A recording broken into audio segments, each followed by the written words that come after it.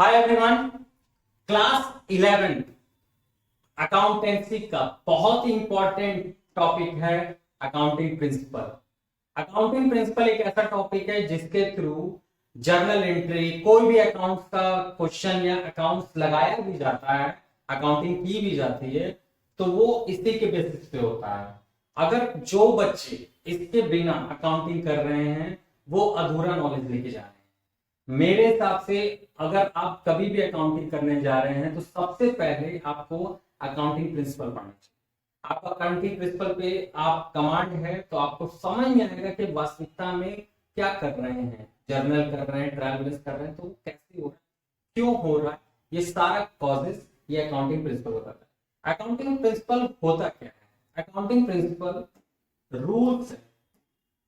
Rules हैं जो कि बताता है कि किस तरीके से आपको अकाउंटिंग करनी है। बस एक सिंपल सी बात है, ये एक रूल है, ये यही बताता है कि किस तरीके से आपको अकाउंटिंग करनी है। रूल रूल जो ये बताता है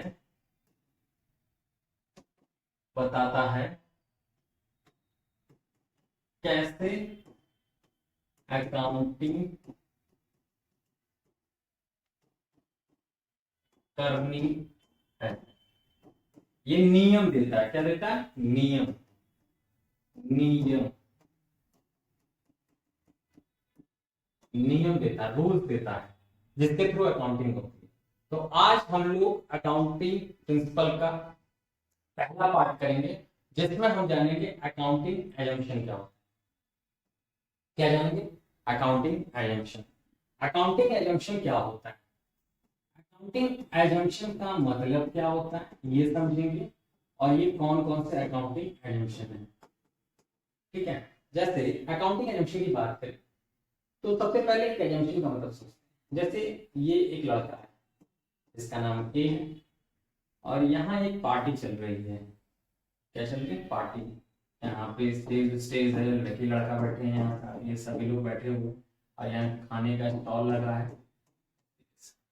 तो ये ए को पार्टी में जाना है, तो ये ए को पार्टी में जाना है, तो ये तैयार होके पार्टी में जाने वाला है। तो ये इसके दिमाग में चल रहा है ना कि ये सारी चीजें होंगी वहां पे।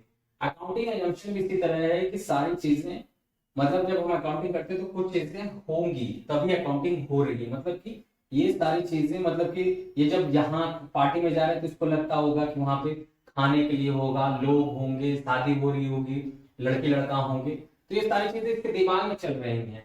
ये बोलेगा किसी से नहीं, लेकिन इसको पता है कि यहाँ सारी चीजें अप्लाई होंगी। इसी तरह इसीलिए सारी चीजें होंगी। इसी तरह अकाउंटिंग जब हम करते हैं ना तो कुछ एजम्पशन होते हैं, कुछ मानते हैं कि ये सारी चीजें एग्जिस्ट कर रही हैं तभी अकाउंटिंग हो रहा है। तो मतलब कि कुछ ऐसी चीजें जो हैं तभी अकाउंटिंग की जा रही है, अदरवाइज अकाउंटिंग नहीं की जा रही है। तो इसमें कौन कौन सी ऐसी चीजें हैं जो अकाउंटिंग एजम्पशन का पार्ट बनती है? तो पहला है going concern concept. Going concern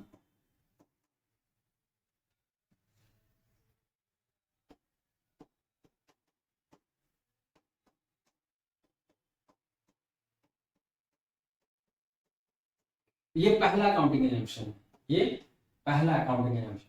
दूसरा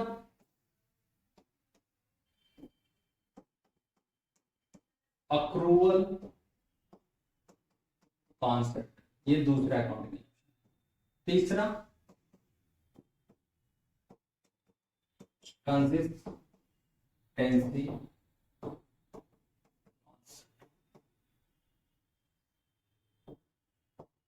ये तीसरा। मतलब यही तीन अकाउंटिंग एजम्पशन है। प्रिंसिपल्स और भी हैं, नियम और भी हैं, लेकिन ये मेनली एक एजम्पशन है। यही तीन अकाउंटिंग एजम्पशन है। पहला गोइंग कंसर्न कॉन्सेप्ट है, दूसरा अप्रूवल कॉन्सेप्ट है, तीसरा कंसिस्टेंसी कॉन्सेप्ट। आइए सबसे पहले स्टार्ट करते हैं हम लोग going concern concept. Going concern concept क्या? गोइंग कंसर्न कॉन्सेप्ट क्या होता है ये समझते हैं। गोइंग कंसर्न कॉन्सेप्ट ये कहता है कि जब भी आप बुक्स ऑफ अकाउंट प्रिपेयर कर रहे हैं, क्या कर रहे हैं? जब भी आप बुक्स ऑफ अकाउंट प्रिपेयर कर रहे हैं,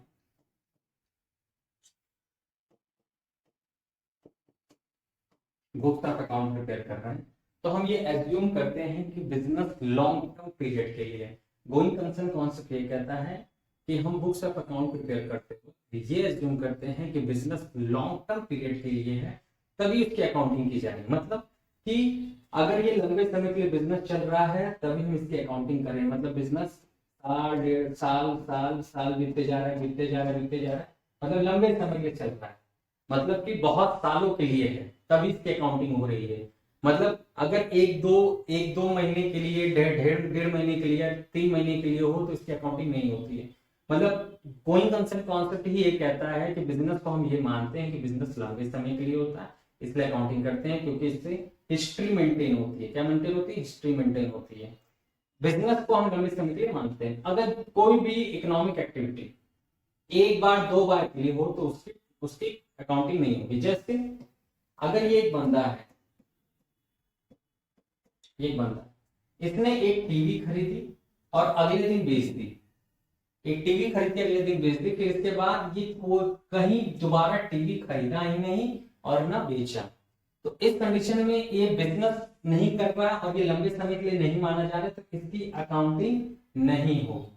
लेकिन अगर यही काम ये रोज करता और करता ही रहता, समय बीतता रहता और ये करता रहता, लंबे समय के लिए करता रहता, तब इसकी अकाउंटिंग होती, तब इसकी अकाउंटिंग होती। गोइंग कंसर्न कॉन्सेप्ट ये कहता है कि बिजनेस को हम मानते हैं कि वो लंबे समय के लिए, तब इसकी अकाउंटिंग हो रही है, अदरवाइज अकाउंटिंग नहीं होती है। फिर इसका एक एक्सेप्शन है कि एक ऐसा बिजनेस है जो कि लॉन्ग टर्म के लिए नहीं होता, फिर भी उसकी अकाउंटिंग होती है, वो एक एक्सेप्शन है, और उसका एक्सेप्शन का नाम है जॉइंट वेंचर। क्या नाम है? जॉइंट वेंचर एक ऐसा एक्सेप्शन है, ठीक है, जॉइंट वेंचर एक ऐसा एक्सेप्शन है,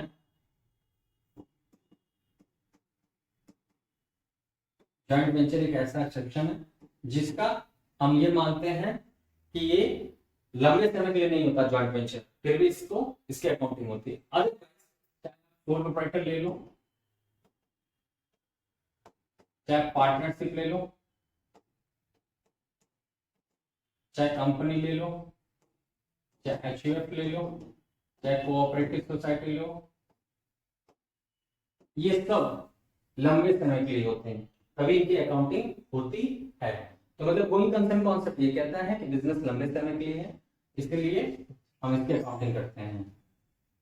इसको अगर लिखना हो तो कैसे लिखेंगे? Why preparing books of account, assume that business will run for long period of time। Business कितने पीरियड के लिए चल रहा है? लॉन्ग पीरियड ऑफ टाइम के लिए चल रहा है, इसलिए इसकी अकाउंटिंग की जा रही है।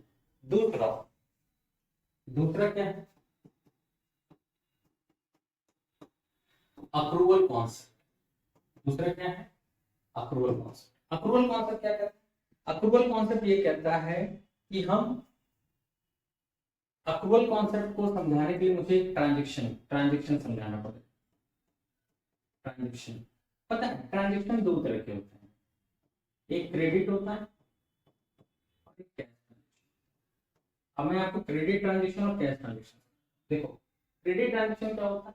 क्रेडिट ट्रांजेक्शन वो होता है जिसमें पैसा बाद में दिया जाता है, जैसे ये राम है और ये श्याम है। राम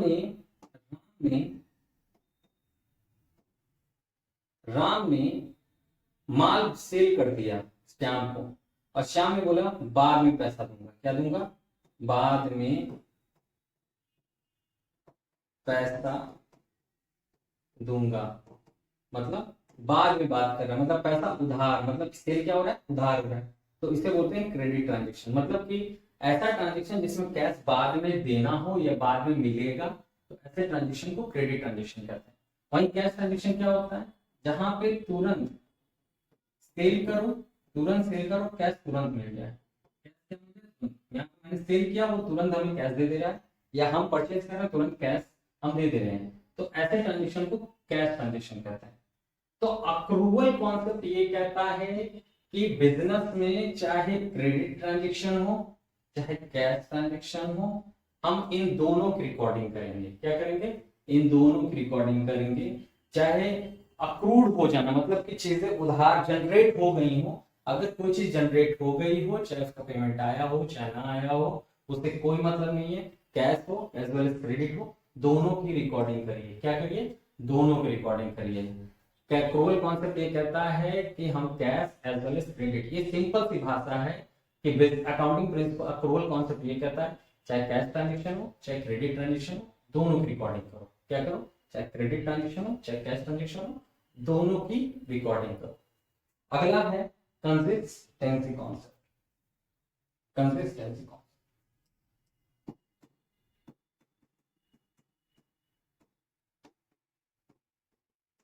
कंसिस्टेंसी कॉन्सेप्ट क्या कहता है? कंसिस्टेंसी समझने के लिए एक बात सुन लीजिए। जैसे ये राम है, ये पीसीएम है, फिजिक्स केमिस्ट्री मैथ का ग्रुप का है और इसका आया है 90%। और ये मोहन है और ये कॉमर्स का है, इसका भी आया है 90%। इन दोनों में तेज कौन है? इन दोनों में तेज कौन है? या इसका मैं और लिख दे रहा हूं 92% लिख दे रहा हूं। अब इन दोनों में तेज कौन है? आप में से कई लोग बोल रहे होंगे कि सर राम तेज है, और कई लोग कह रहे होंगे कि मोहन तेज है। हम दोनों में नहीं कह सकते कि कौन तेज है। क्यों? क्योंकि हमें ये नहीं पता कि राम पीसीएम से है और मोहन कॉमर्स से है, तो हम दोनों को कंपेयर नहीं कर सकते। कंपेयर करने के लिए दोनों का स्ट्रीम एक जैसा होना चाहिए था। क्या होना चाहिए? स्ट्रीम एक जैसा होना चाहिए। तब हम कह सकते हैं कि पढ़ाई में कौन तेज है, पढ़ाई में कौन तेज है। अगर मैं यहाँ पे ये लिख देता कि ये भी कॉमर्स से है, तो मैं कह सकता हूं कि एक बार कि हाँ मोहन पढ़ने में तेज है, तभी उसका 92% है। राम भी तेज है, मैं नहीं कह रहा हूँ। अगर राम का मैं 60 कर दे रहा हूँ तो ज्यादा बेटर समझ में आएगा और अच्छा लगेगा। अब तो मान लोगे ना कि हाँ सर मोहन ज्यादा तेज है राम के कंपेयर। ठीक है, अगर मैं यहाँ पीसीएम भी कर देता ना 60% पे, तो भी नहीं कह सकते कि कौन तेज है। आप ये भी नहीं कह सकते कि अब भी कौन तेज है। स्ट्रीम कॉमन होना चाहिए, तभी हम बोल सकते हैं कि कौन तेज है। स्ट्रीम क्या होना चाहिए? कॉमन होना चाहिए। तो हमें ये पता चला कि अगर कंपेयर करना हो तो एक ही स्ट्रीम हो तो ज्यादा बेटर। कंपेयर करना हो तो एक ही स्ट्रीम हो तो ज्यादा बेटर। ये बात मैंने आपको बस इसलिए समझाई है क्योंकि कंसिस्टेंसी में हमें एक चीज अप्लाई करनी है जिससे कि कंपेरेबिलिटी होती है। कंसिस्टेंसी कॉन्सेप्ट ये कहता है, कंसिस्टेंसी कॉन्सेप्ट ये कहता है कि अगर बिजनेस है, अगर बिजनेस है उसमें पहला साल, दूसरा साल, तीसरा साल ये है, तो जिस साल कोई मेथड अप्लाई किए हैं अकाउंटिंग का, अगर कोई मेथड अप्लाई किए हो, कोई मेथड है, मान लेते हैं एक्स मेथड है, अभी आप नहीं पढ़े हैं, जैसे कि डेप्रिसिएशन होता है, उसके कई सारे मेथड है। मैं आपको ये नहीं बता रहा हूँ क्योंकि आप पहली बार पढ़ रहे हैं अकाउंटिंग, तो मैं मान रहा हूँ कि आपको नहीं पता है। ठीक है, मान लेते हैं कि अकाउंटिंग करने के कोई एक्स मेथड है, तो कंसिस्टेंसी ये कहता है कि अगर आपने कोई एक्स मेथड अकाउंटिंग का लगाया हुआ है पहले साल अकाउंट बिजनेस में अकाउंटिंग करने के लिए, तो उसी मेथड को एक्स को दोबारा लगाइए सेकंड ईयर में। मतलब कि कंसिस्टेंसी होना चाहिए, मतलब एक ही मेथड को एक साल से दूसरे साल कंटिन्यू करिए। क्यों कंटिन्यू करिए? जिससे कि कंपेयर करना आसान होगा। क्योंकि अगर एक ही मेथड हो तो एक साल से दूसरे साल को कंपेयर करना आसान होता है क्योंकि कॉमन है। लेकिन अगर मेथड अलग अलग हो जाते हैं तो कंपेयर नहीं किया जा सकता। क्यों? क्योंकि अगर मैंने यहाँ पे y मेथड लगा दिया तो y मेथड से रिजल्ट दूसरा आएगा और x मेथड से रिजल्ट दूसरा आ रहा है, तो हम ये नहीं बता पाएंगे कि हमने किस साल बिजनेस अच्छा किया, किस साल बिजनेस बुरा किया।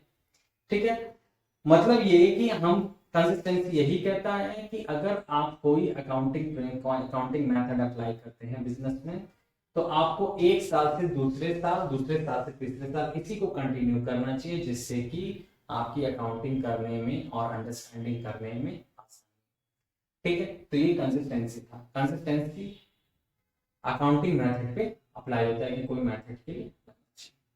ठीक है, मेरे हिसाब से आपको कंसिस्टेंसी भी समझ में आई होगी। ठीक है, कंसिस्टेंसी के लिए ये जनरली डेप्रिसिएशन के लिए बोला जाता है। जैसे कि अगर एसएलएम स्ट्रेट लाइन मेथड है, डब्ल्यूडीवी मेथड है, अगर आप एसएलएम लगा रहे हैं तो एक साल से दूसरे साल, दूसरे साल से तीसरे साल एसएलएम ही लगाइए। अगर डब्ल्यूडीवी लगा रहे हैं तो एक साल से दूसरे साल, दूसरे साल से तीसरे साल डब्ल्यूडीवी लगाइए, जिससे कि बिजनेस में प्रॉफिट या लॉस कैसा हो रहा है कंपेयर करना आसान।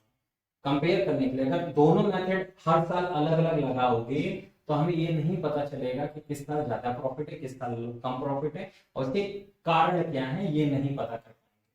तो मेरे हिसाब से आपको ये क्लास समझ में आ गई होगी। हमने आज की क्लास में अकाउंटिंग एजम्पशन पढ़ा, और ये आपको क्लास कैसे लगी मुझे कमेंट सेक्शन में जरूर बताइएगा, और इसको आप बुक से इसके पॉइंट्स को जरूर पढ़िएगा। मेरे हिसाब से मैं आपको गारंटी दे रहा हूँ ये पॉइंट अब समझ में आ जाए। Thank you everyone.